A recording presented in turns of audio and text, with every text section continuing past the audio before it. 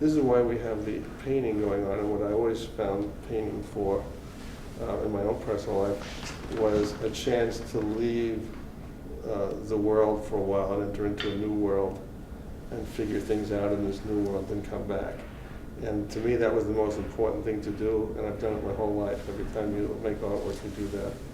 Is the process of moving the paint around sort of helping you to just settle in and feel a little more comfortable in the environment? Yeah, it is. It is absolutely transcending, transcending things that have happened to you, transcending traumas, transcending whatever stresses of the day or the week or whatever, and going into that other place.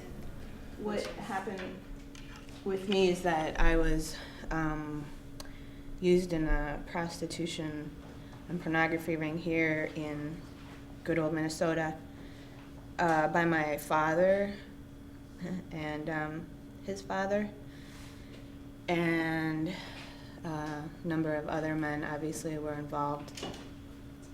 And I don't really know of a time that I had when I didn't know that kind of trauma and that kind of fear and that kind of abuse.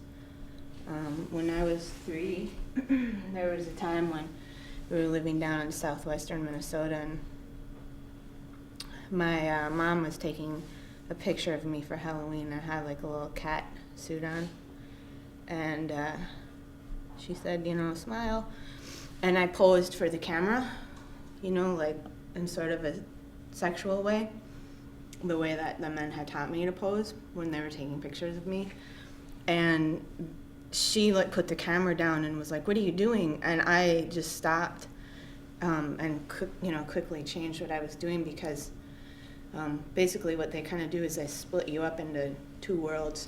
So one world you live, you go to school, and you're a cute little girl. And the other world that you live in, they're raping you and abusing you and selling you so that other men can do those things to you too. And so that was kind of one instance of when I forgot and got those worlds confused. And it was really intense growing up like that for obvious reasons, but also because the level of intensity that you had to make sure that you didn't get those worlds confused was an extreme amount of stress, on top of all of the other abuse that was happening in my life and to the people around me. I had to cut myself off from my whole past, my entire family, and where I lived, and all of my friends.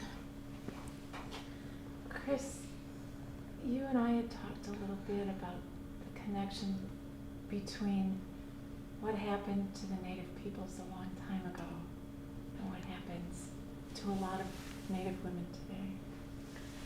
Yeah,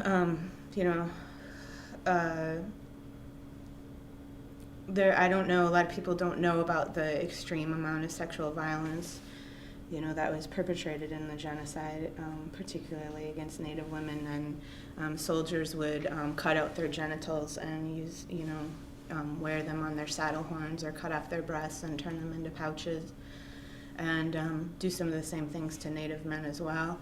And then they started in with the boarding schools, in the 1800s, and there was prostitution that was happening in those boarding schools, really organized prostitution, and the theft of the language and the culture. And so one of the things that happened with this particular piece is I just started to realize that this right here is this tree, like my family's tree, and the Native ancestry in my family, and that it was really kind of severed here. And my grandma was disconnected. Both of my grandmas are Native, and they were both disconnected from that.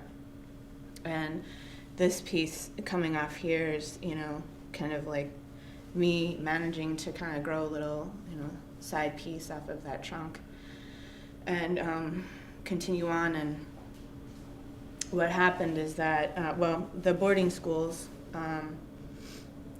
which people don't typically know a lot about. There was also medical experimentation that was happening in the boarding schools.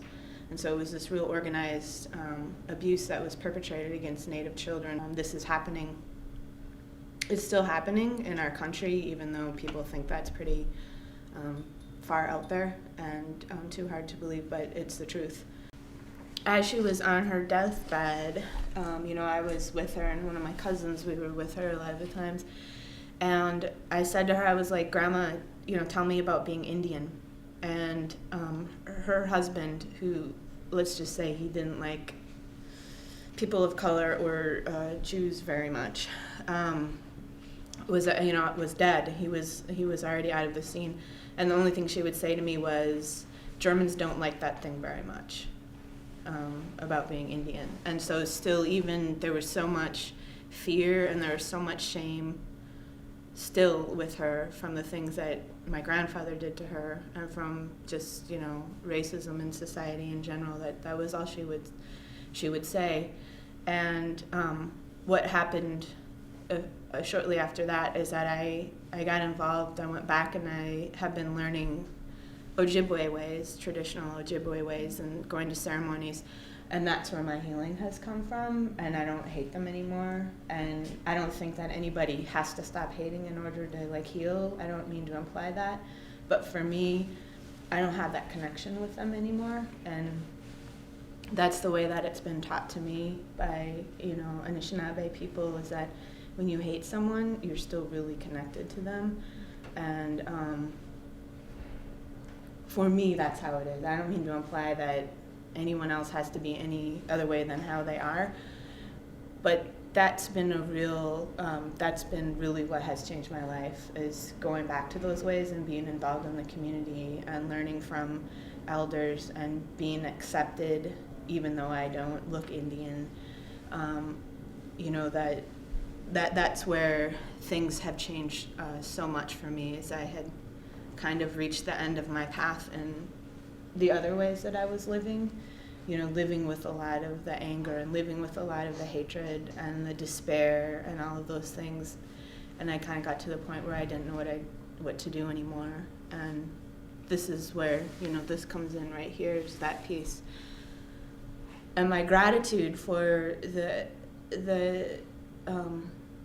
people who held on to those traditional ways despite all of the destruction that happened and the oppression is so huge, because I'm not sure that I would really be here if it wasn't for them.